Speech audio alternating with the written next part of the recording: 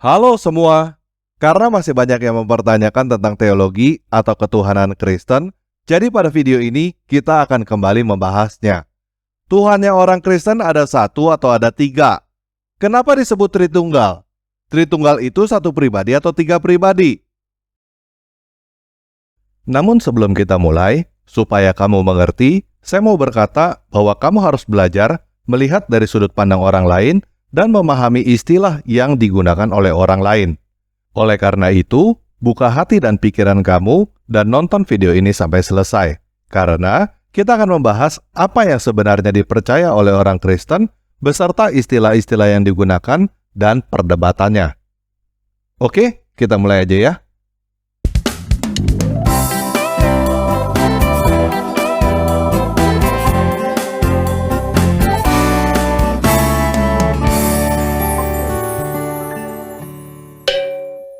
Nah, pertama kita mulai dari apa yang dipercaya oleh semua orang Kristen dengan bahasa orang Kristen.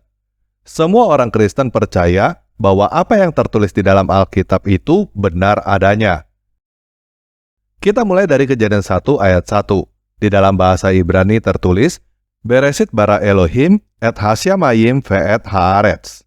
Artinya, pada mulanya Elohim menciptakan langit dan bumi. Hal pertama yang perlu kamu ketahui dan ingat adalah di dalam bahasa Kristen, Elohim bukan nama dan tidak pernah berarti Tuhan. Elohim diterjemahkan ke dalam bahasa Yunani menjadi Theos, diterjemahkan ke dalam bahasa Inggris menjadi God. God tidak pernah diterjemahkan menjadi Tuhan di dalam bahasa Kristen, karena God itu artinya adalah ilah atau dewa. Lembaga Alkitab Indonesia tidak pernah menerjemahkan kata Elohim dan Theos menjadi Tuhan. Selalu diterjemahkan menjadi Allah, ilah, atau dewa. Menggunakan kata Allah karena menurut bahasa Kristen, Allah adalah kata yang artinya adalah al-ilah atau sang dewa. Jadi, kata Allah di dalam Alkitab bukan Tuhan dan bukan nama, tetapi hanya sebuah kata yang berarti dewa. Saya tahu bahwa menggunakan kata dewa konotasinya negatif untuk sebagian dari kamu. Tetapi kita bukan membahas konotasi atau kesannya. Kita membahas makna yang sebenarnya. Jadi, lupakan dulu konotasi ya. Supaya teman-teman jelas apa itu kata dan apa itu nama, saya ambil contoh kalimat para atlet bertanding dengan membawa nama negara. Membawa nama negara bukan berarti negara adalah sebuah nama. Nama negara kita bukan negara. Nama negara kita adalah Indonesia. Negara adalah kata, bukan nama. Begitu juga, Elohim atau Allah di dalam Alkitab bukan nama, tetapi hanya sebuah kata yang berarti dewa. Bukan berarti Tuhan, karena Tuhan mempunyai makna yang berbeda di dalam bahasa Kristen. Karena Elohim adalah bentuk jamak, jadi seharusnya diterjemahkan menjadi dewata. Itu sebabnya, Lembaga Alkitab Indonesia menerjemahkan Elohim ke dalam bahasa Batak menjadi debata. Debata adalah kata yang sama dengan dewata. Seperti kata biara sebenarnya sama dengan vihara. Dan juga di dalam bahasa Ibrani, Avraham menggunakan V, sedangkan kita di Indonesia menyebutnya Abraham menggunakan B. Jadi, Lembaga Alkitab Indonesia sebenarnya tidak masalah menggunakan kata Allah dan dewata untuk menerjemahkan Elohim. Dan terlepas menurut kamu berkonotasi negatif atau tidak, secara makna, Kejadian 1 ayat 1 bisa diterjemahkan menjadi pada mulanya dewata menciptakan langit dan bumi. Nah, walaupun Elohim atau dewata ini adalah bentuk jamak, tetapi makna Elohim atau dewata di ayat ini bermakna tunggal. tidak bermakna jamak. Jadi, orang Kristen percaya ada satu Elohim atau satu dewata atau satu ilah yang menciptakan langit dan bumi.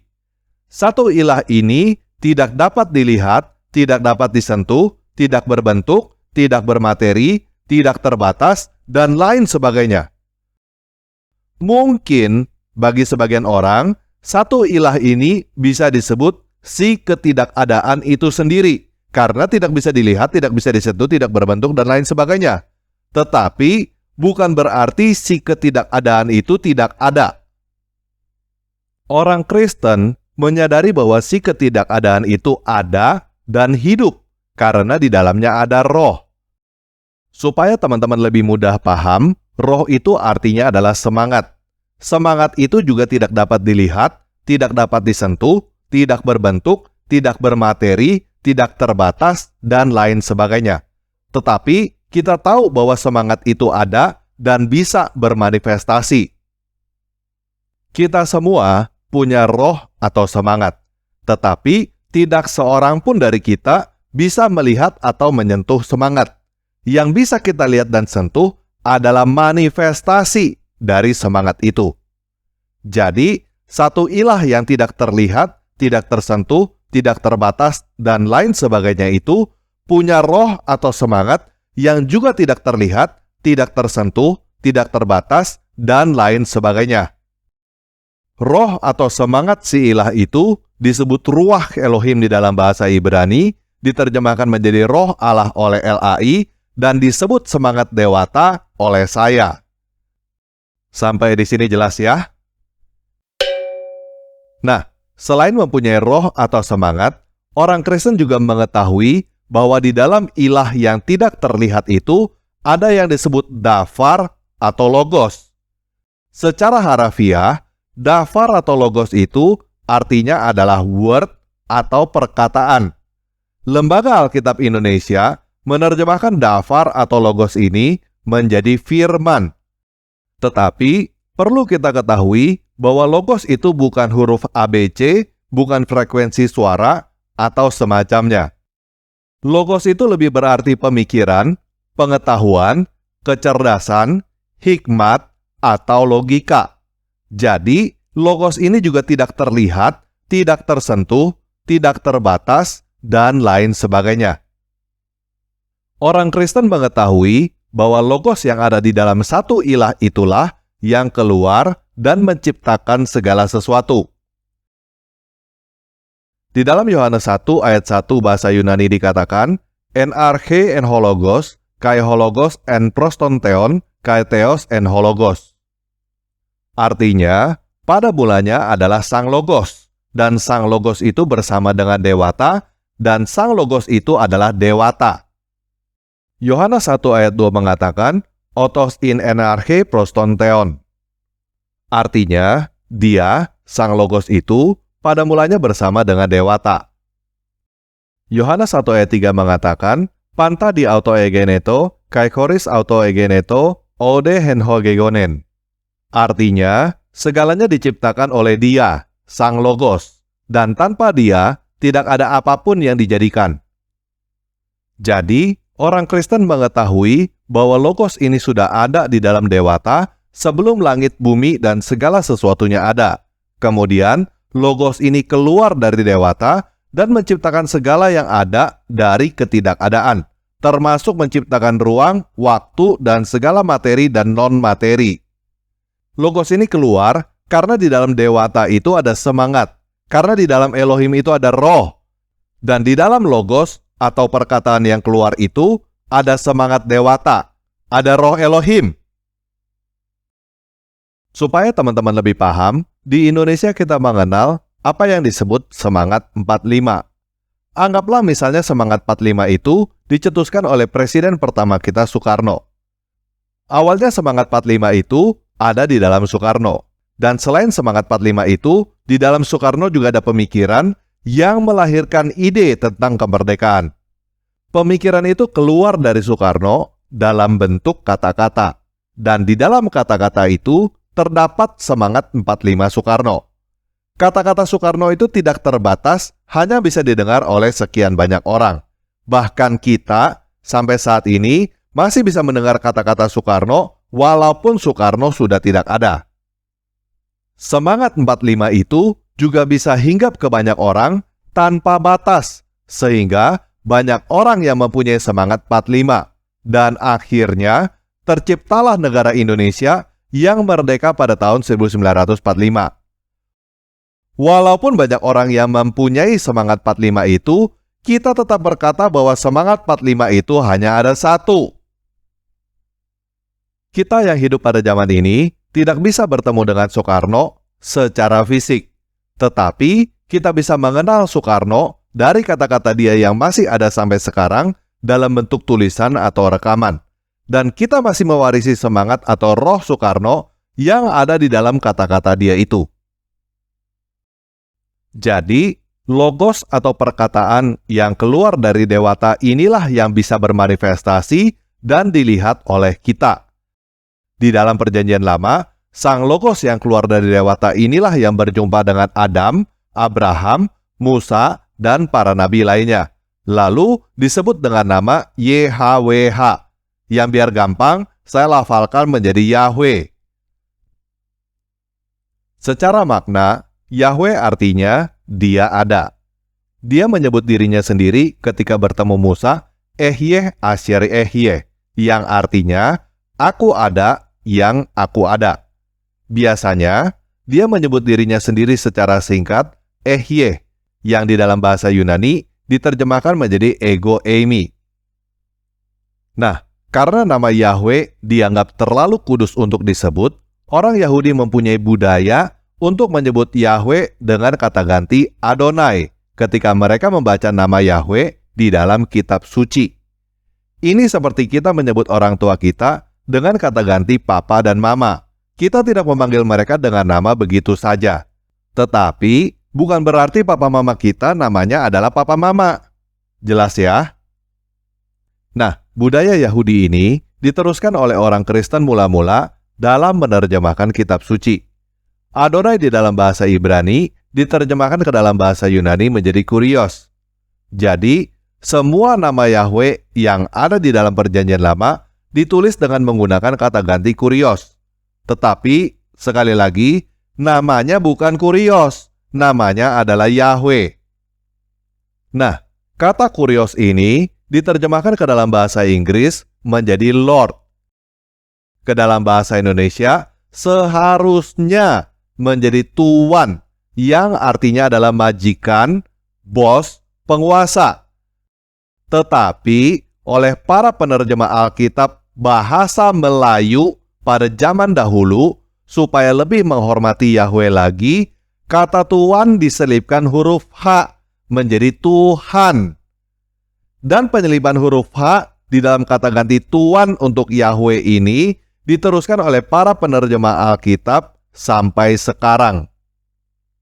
Jadi, kata Tuhan di dalam Alkitab bahasa Indonesia artinya memang adalah Tuan, Lord, bukan ilah, bukan God. Dan hal ini terjadi jauh sebelum bahasa Indonesia lahir. Dan yang dimaksud dengan Tuhan di dalam Alkitab adalah Yahweh, Sang Dafar, Sang Logos, Sang Firman yang keluar dari Elohim atau Dewata itu.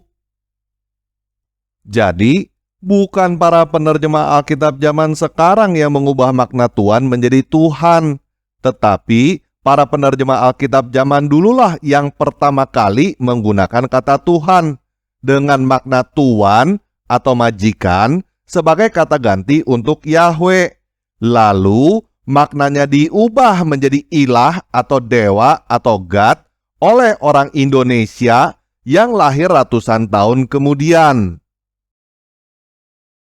Kenapa disebut Tuan? Karena langit, bumi, dan segala isinya ada dan berjalan sesuai dengan sang perkataan yang disebut Yahweh itu.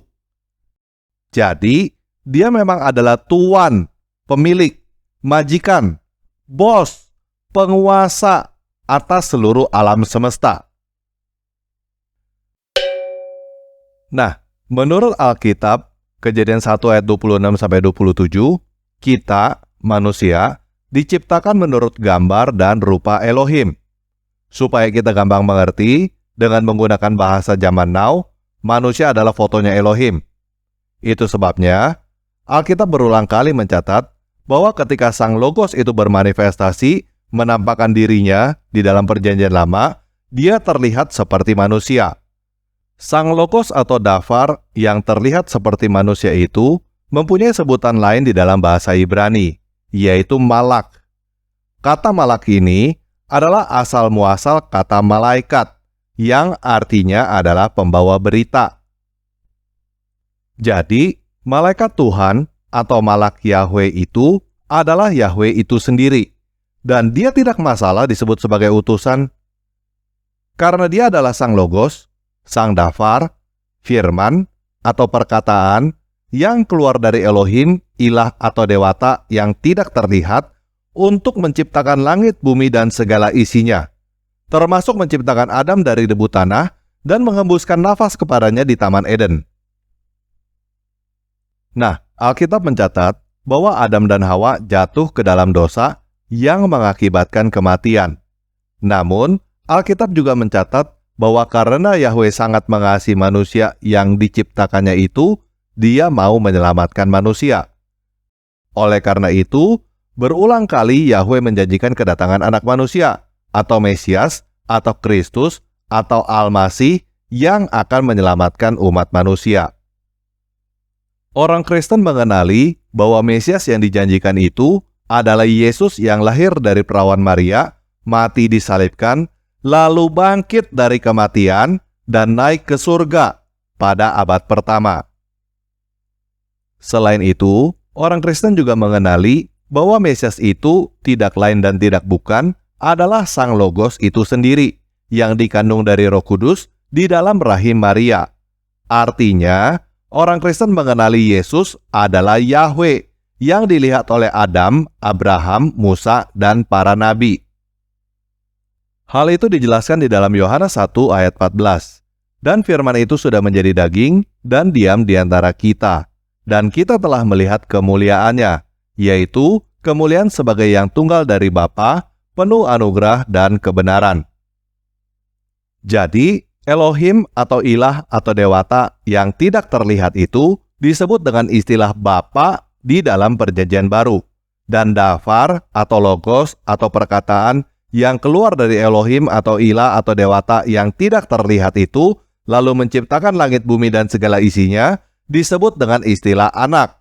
Dan sang anak yang turun dalam rupa manusia itulah yang diberi nama Yesus.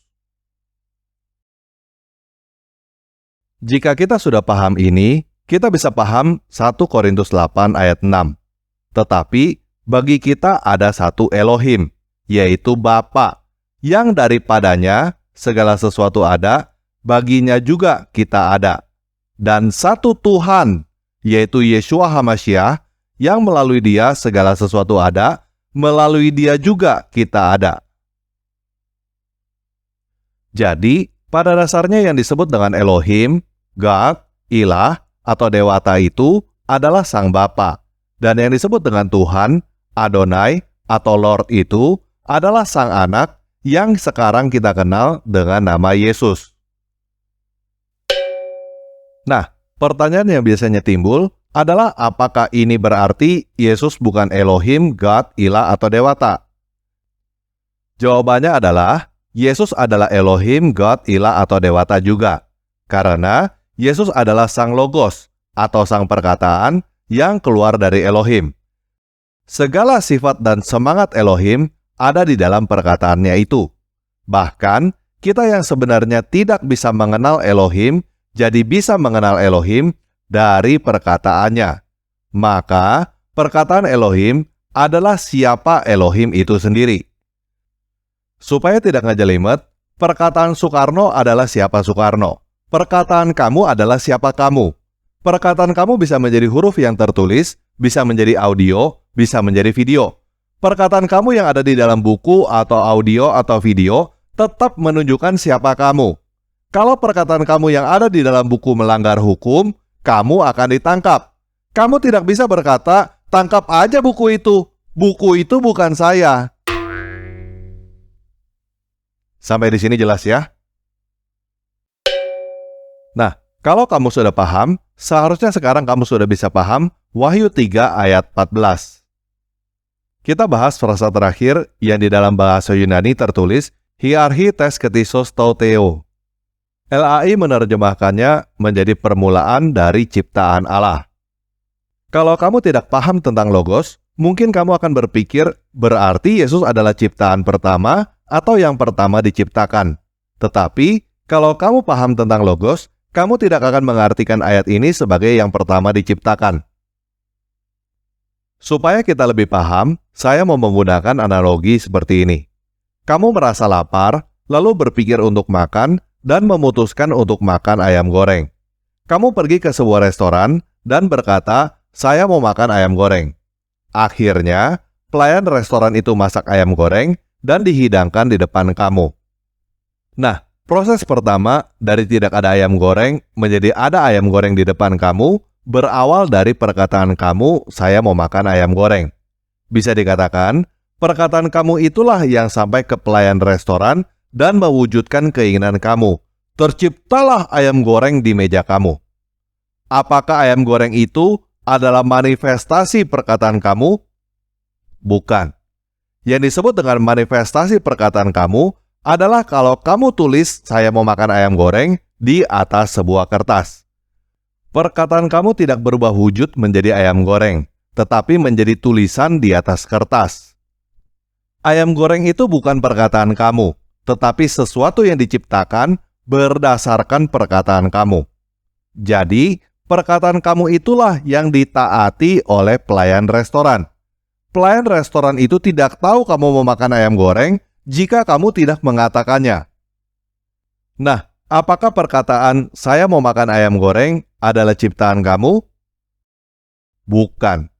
Perkataan kamu adalah siapa kamu. Kalau ada pelayan lain yang bertanya kepada pelayan pertama yang melayani kamu, "Siapa kamu?"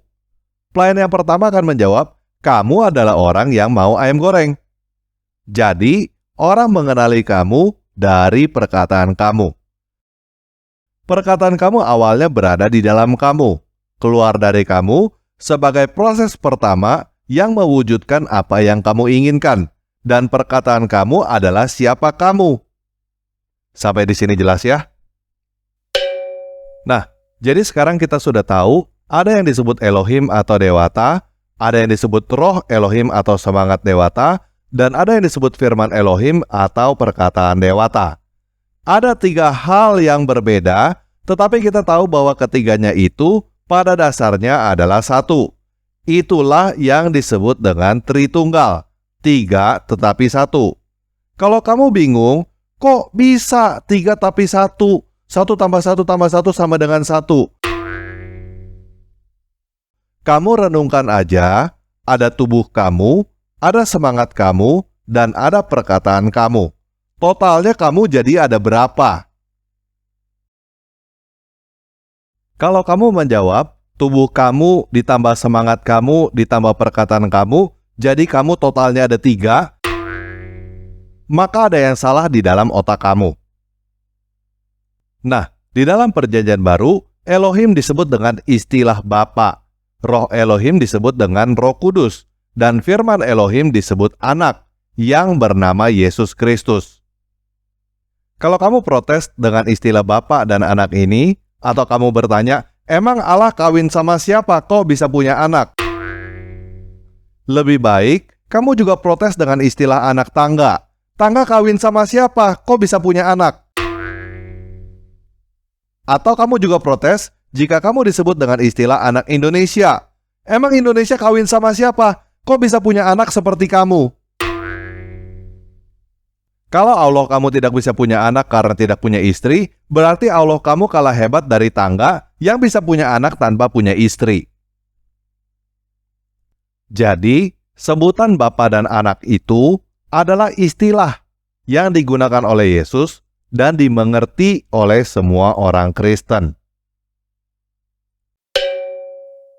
Nah, terlepas apakah kamu adalah orang Kristen atau bukan, Percaya atau tidak, seharusnya sekarang kamu sudah mengerti bahwa Tritunggal yang dimaksud oleh orang Kristen adalah Elohim yang disebut Bapa, firman Elohim yang disebut Anak, dan Roh Elohim yang disebut Roh Kudus.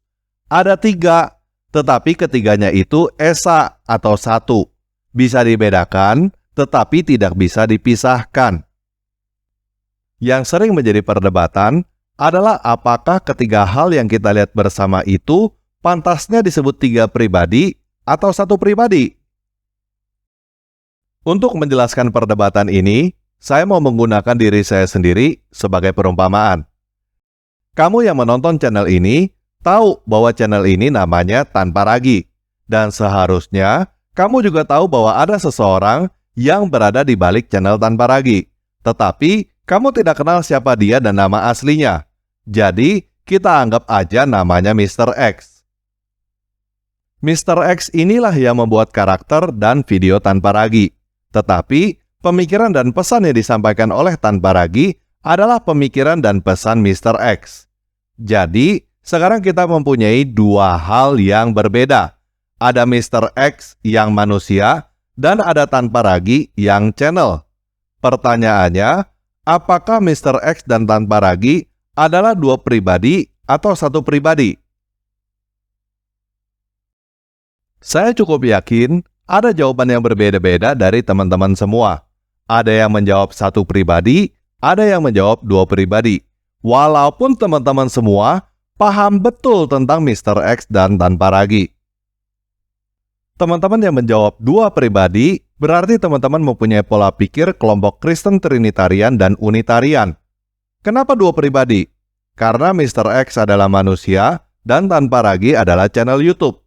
Manusia mempunyai sifat manusia, punya darah, dan lain sebagainya. Sedangkan channel YouTube mempunyai sifat channel, punya listrik, dan lain sebagainya. Perbedaan pola pikir Trinitarian dan Unitarian adalah Trinitarian berkata, walaupun Mr. X dan Tanpa Ragi adalah 2 pribadi, tetapi hakikatnya 1. Sedangkan kelompok Unitarian bisa dikatakan tidak melihat hakikatnya 1. Bagi mereka, Mr. X dan Tanpa Ragi adalah 2 pribadi yang berbeda dan terpisah. Mereka hanya melihat Tanpa Ragi sebagai ciptaan dari Mr. X. Oleh karena itu, Mr. X lebih tinggi atau lebih besar dari Tanpa Ragi karena Tanpa Ragi berasal dari Mr. X. Walaupun mereka tahu bahwa pemikiran dan semangat yang ada di dalam Tanpa Ragi adalah pemikiran dan semangat Mr. X. Sedangkan teman-teman yang menjawab Mr. X dan Tanpa Ragi adalah 1 pribadi, berarti teman-teman mempunyai pola pikir kelompok Kristen Oneness. Kenapa 1 pribadi? Karena kelompok ini melihat dari sisi yang berbeda. Makna pribadi bagi mereka adalah kepribadian. Jadi, yang dimaksud pribadi oleh mereka adalah pemikiran dan pesan itu. Sedangkan manusia atau channel YouTube mereka sebut dengan istilah manifestasi. Jadi, kalau mereka ditanya, apakah sifat-sifat Mr. X dan Tanpa Ragi sama? Mereka akan menjawab, iya. Karena mereka tidak melihat atau mengartikan sifat itu dari sisi atau sudut pandang manusia punya darah, channel YouTube punya listrik. Tetapi, mereka melihat dan mengartikan sifat itu dari pemikiran dan pesan yang disampaikan. Jadi, arti kata pribadi atau sifat bagi kelompok Oneness adalah seperti lucu, keren, jelek, dan lain sebagainya.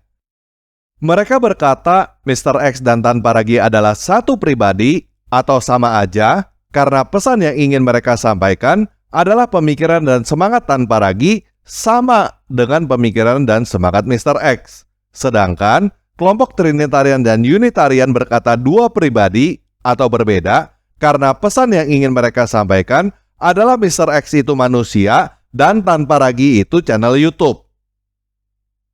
Yang dikhawatirkan oleh kelompok Trinitarian dan Unitarian dengan perkataan 1 pribadi atau sama aja, karena hal itu bisa membuat orang yang sama sekali tidak tahu channel Tanpa Ragi akan berpikir bahwa Mr. X itu adalah channel YouTube atau Tanpa Ragi itu adalah manusia. Berpikir bahwa Mr. X itu adalah sebuah channel YouTube karena Mr. X itu sama dengan Tanpa Ragi, itulah yang disebut sesat oleh mereka. Jadi, sebenarnya kelompok Kristen Trinitarian, Unitarian, dan Oneness melihat objek yang sama dengan sudut pandang yang berbeda. Mereka menggunakan istilah yang sama dengan makna yang berbeda. Masing-masing kelompok ini semuanya ngotot bahwa sudut pandang dan makna istilah yang mereka gunakan adalah yang paling benar. Nah, jadi sudut pandang mana atau makna yang mana yang paling benar?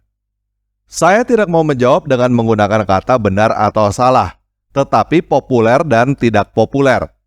Pandangan yang paling populer, atau bisa kita sebut arus utama, adalah sudut pandang dan makna dari kelompok Trinitarian.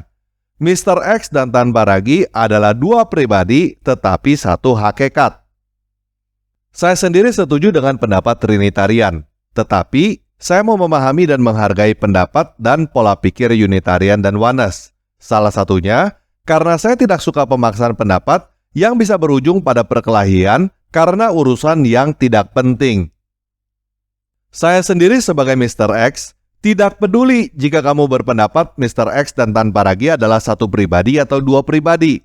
Saya tidak masalah jika kamu berkata Mr. X adalah Tan Paragi atau berkata Mr. X dan Tan Paragi itu sama.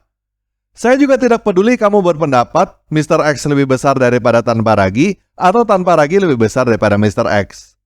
Karena bagi saya, kalau kamu mendengarkan Tan Paragi, berarti kamu mendengarkan Mr. X. Yang menjadi masalah bagi saya sebagai Mr. X adalah jika kamu tidak mau mendengarkan Tan Paragi. Contohnya, ada beberapa orang yang bertanya di kolom komentar, dan ketika saya menjawab dengan memberikan link video Tan Paragi, orang itu berkata, "Saya tidak mau melihat video itu. Saya mau kamu menjawab langsung." Bagi saya, orang itu adalah orang dungu. Video Tan Paragi adalah jawaban saya. Kalau tidak mau mendengarkan video Tan Paragi, berarti tidak mau mendengarkan jawaban saya. Kalau tidak mau mendengarkan jawaban saya, ya nggak usah nanya. Selain itu, yang menjadi masalah bagi saya adalah jika kamu berkata De King Gadas adalah Tan Paragi, atau berkata Mr. X adalah Verbum Veritatis. Bagi saya, kalau ada orang yang mengira bahwa De King Gadas adalah Tan Paragi, itulah yang pantas disebut tersesat, salah arah. Kalau cuma masalah apakah Mr. X dan Tan Paragi satu pribadi atau dua pribadi, Mr. X dan Tan Paragi satu atau sama atau berbeda, menurut saya itu sih masih nggak masalah. Saya tidak akan tidak mengakui kamu sebagai subscriber hanya karena masalah itu. Saya bahkan tidak masalah jika bertemu dengan teman-teman yang tahu siapa saya, tetapi mereka tetap menyebut saya yang manusia ini sebagai Tan Paragi ketika ngobrol langsung. Karena bagi saya, yang penting ngikutin Tan Paragi. Ngikutin Tan Paragi berarti ngikutin saya. Kalau berhenti ngikutin Tan Paragi lalu ngikutin channel lain, mungkin itu yang akan saya permasalahkan. Yang pasti akan saya permasalahkan adalah jika ada orang yang mau ikutin saya tetapi digiring oleh penyesat ke channel lain yang bukan Tan Paragi. Itu sebabnya saya sering menjelaskan bahwa Allah yang ada di dalam Alkitab bukan Allah SWT yang menurunkan Al-Quran kepada Muhammad. Dan saya tidak suka menggunakan kata Allah karena itu bisa menggiring orang kepada Tuhan lain yang bukan Yahweh. Bagi saya, kalau kamu berkata bahwa Allah yang ada di Alkitab sama dengan Allah SWT, atau kamu berkata bahwa kamu mengasihi Yesus, tetapi kamu masuk Islam dan ngikutin Muhammad, kamu sesat. Kamu salah arah. Selama kamu masih subscribe dan follow Yesus yang ada di Alkitab, bukan Isa yang ada di Al-Quran, bagi saya kamu tidak tersesat. Jelas ya? Nah, saya mau menutup video ini dengan 1 Korintus 8 ayat 5-6 terjemahan baru LAI. Sebab, sungguh pun ada apa yang disebut Allah, baik di surga maupun di bumi, dan memang benar ada banyak Allah dan banyak Tuhan yang demikian. Namun, bagi kita hanya ada satu Allah saja, yaitu Bapa, yang daripadanya berasal segala sesuatu dan yang untuk Dia kita hidup. Dan satu Tuhan saja, yaitu Yesus Kristus, yang olehnya segala sesuatu telah dijadikan, dan yang karena Dia kita hidup. Oke, sekian video kali ini. Yesus Kristus, penguasa saya, mengasihi kamu.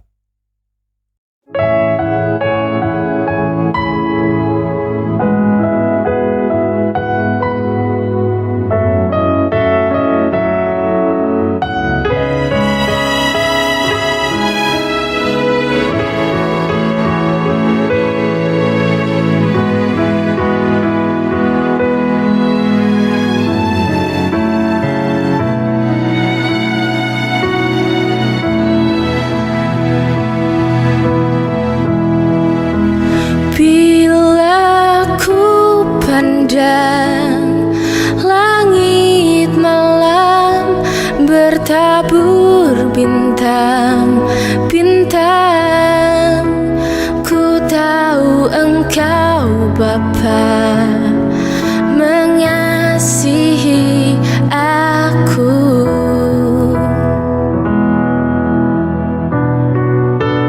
Bila ku dengar kicau burung menyambut mentari pagi, tak pernah ku berhenti untuk mengucap syukur.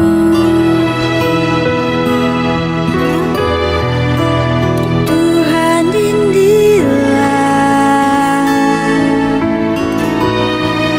lagu pujian dari hatiku, sebab Engkau baik, sebab Engkau baik.